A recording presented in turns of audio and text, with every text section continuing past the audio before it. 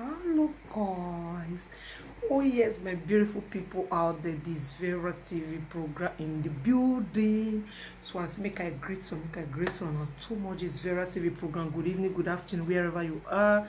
I greet you, appreciate you a lot. This message go for our beautiful mommy, Monica Stins, Monica fan, Vera fans all over the world, Monica fans all over the world. These greetings go for you, and especially Monica. I greet you, I appreciate you for what you have been doing, and Monica, God will bless you. Today na Monica birthday, so she did on live video, so we still did there, still comment, no. God will bless these real fans of Monica fans. God will bless now. Monica team, God will bless now.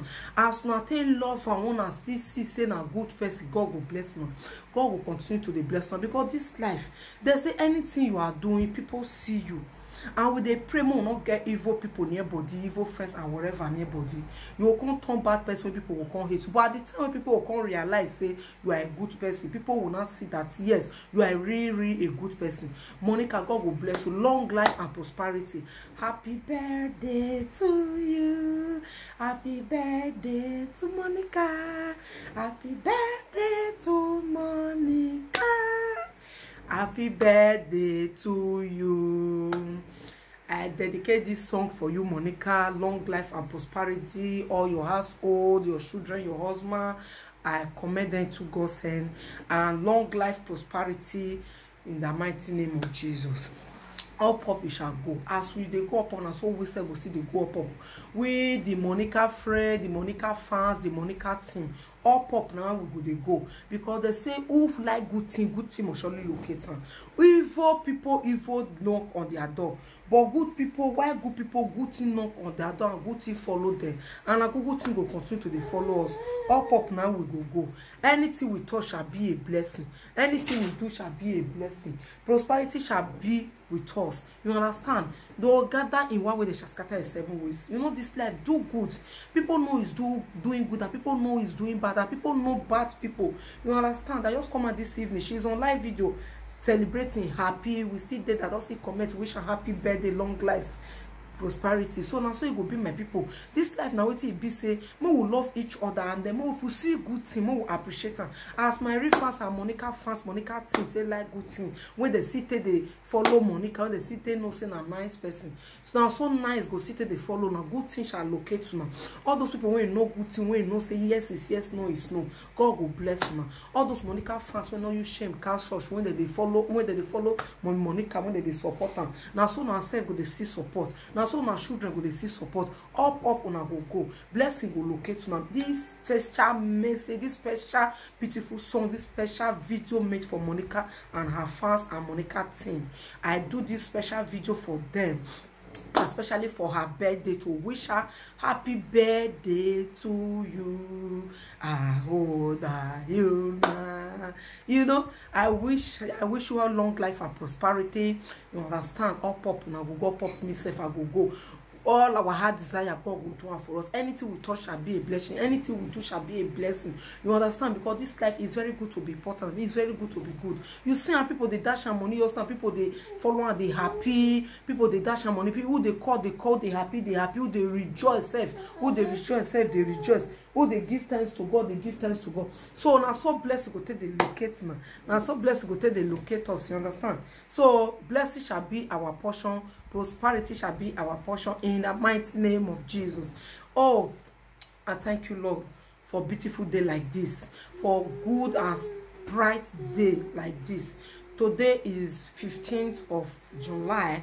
Now today she do her birthday. That is Monica. So this message go for you and for the fans. Happy birthday to you once again, Monica.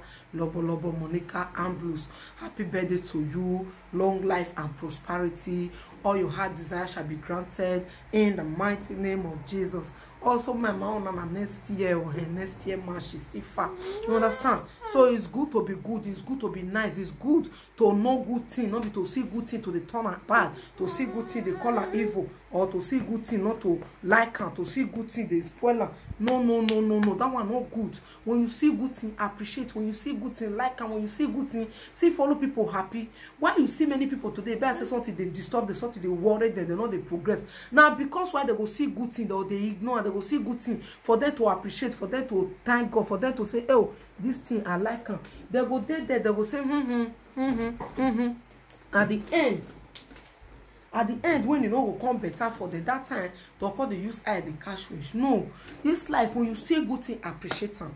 When you see the good thing, be say maybe for example you never get, no go the thing, no go the say I want find way to put that person down, or I want find way to plan evil. No, you will say the people when they do that kind of thing, they know they progress. When you see good thing, appreciate. People are there just now commenting, happy, rejoicing, giving thanks, dancing up and down. You know, it's very, very good, and it's very, very important when it be say it's good for everybody. You understand me, my people? It's very, very good, it's very, very important, my beautiful people, when it be say now go, it go good for everybody, you know.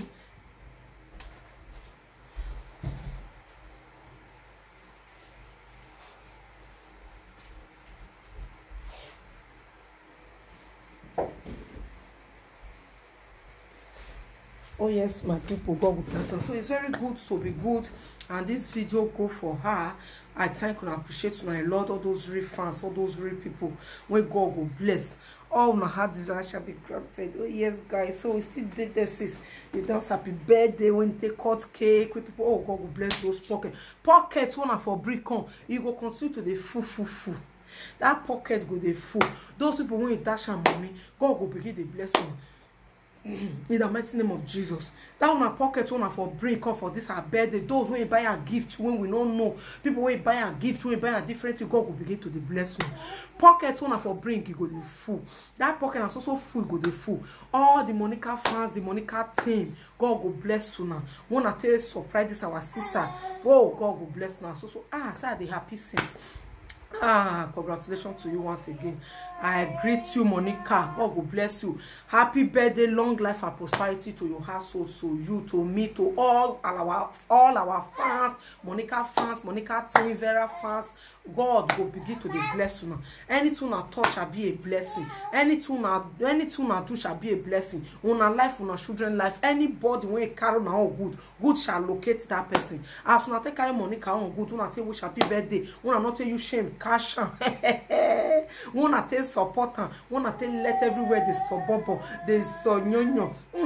God will continue to be blessed, man. I appreciate you. I appreciate you. Those that bring money, or those when they happy, or those when they call, those when they dance. God will continue to be blessed, man. All people now will go. Anything I touch shall be a blessing. You go out shall be a blessing. You come in shall be a blessing. Anything me myself, my refans, me, my household shall be a blessing. Anything we touch shall be a blessing. In the mighty name of Jesus, because this life is good to be good.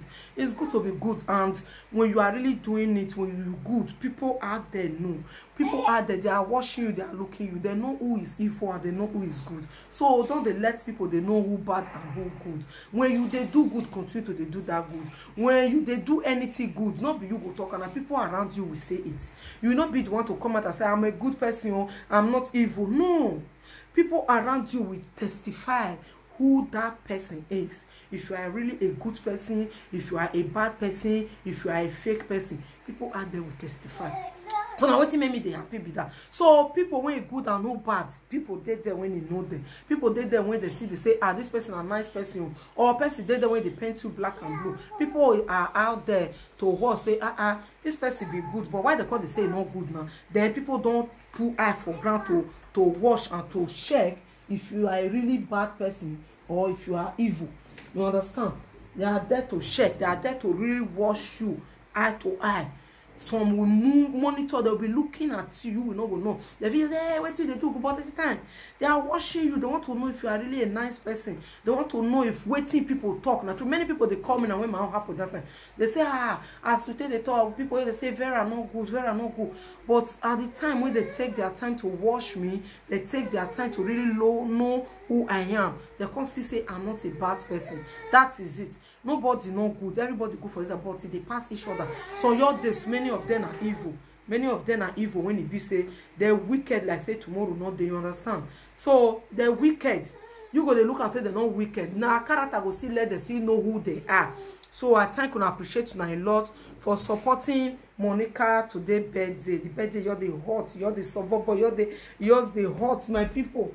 The birthday just the hot, like say tomorrow, not the I don't fear you. See the dress when Monica take come as I say, I see fun. The dress is very, it look good and it look nice for her body. Now so go they shine. You say shine your shine, make her shine my own. You shine your own, then me too I shine my own. And all of us, everybody when carry our own good, when I continue to the shine, when I go the shine, our children go the shine. Anywhere on a day, up when I go, and I continue to the shine, and everybody go to see the shine.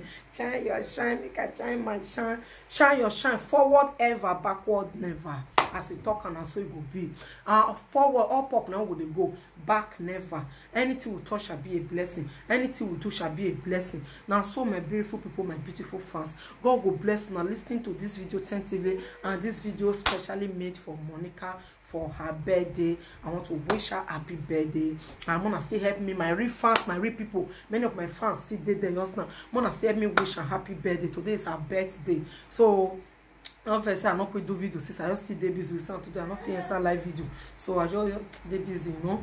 You understand? So when I still help me, my fans, when I still help me wish a happy birthday to her, long life and prosperity. Up it shall go. We too shall last. It go last long life. Now we go get, we go hold get with enjoyment. Anything we want, it will reach our hands. So I thank everybody and I thank those that is there. My real fans will still there and our fans.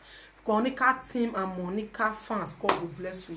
I thank you so much. I appreciate you now. God will bless you too much. Una too much. God will bless you. See money, see effort, see love, see call, see wish, see everywhere. God, you do well. Thank you very much for making this day a great day. Thank you very much for making her day a better day. Thank you very much for making the day when it come live today now, the 15th of July. Oh, thank you for her life, and I thank you. I help and to still thank God, and I thank you, Almighty God, for making it possible. So happy birthday once again, Monica Ambrose. Thank you very much, and I also end this video. God bless you all. Please, this video go to my Pursue the Enter House TV. So please, when you see my video, please try to subscribe to Pursue the Enter House TV and Mavera Comedy TV. If you never subscribe, please try to do. Show me love, you understand? All my real fans, my real people out there, you not still be my fans, you still like what I do, you can still subscribe as well. Is now among the support you see there. You understand? God will bless you. Thank you very much, and I appreciate you all. Thank you for being around. Thank you for supporting me. Thank you for subscribing, and thank you for liking my video. Thank you for viewing my video. Thank you very much, and I appreciate you all. All right, I'm about to end this video. Monica, happy birthday to you. Happy birthday to you once again. Happy birthday to you. Enjoy yourself and shine your shine. Shine your shine, make I shine my shine. You know, this light air up is very wide for a bird to fly. So happiness we shall see. Evil shall not see us. Happiness we shall see. Happiness no go finish for our household. All our fans life, all Monica life, all Monica fans, all Monica team, all my fans, even me when I did talk. Happiness shall continue to work in our life. Up we shall go. So thank you very much, and I appreciate you all. Try to give this video a thumbs up. Try to drop good comments, and thank you. Please don't forget to subscribe to Pursue the Enter House TV. Thank you. All right. Bye.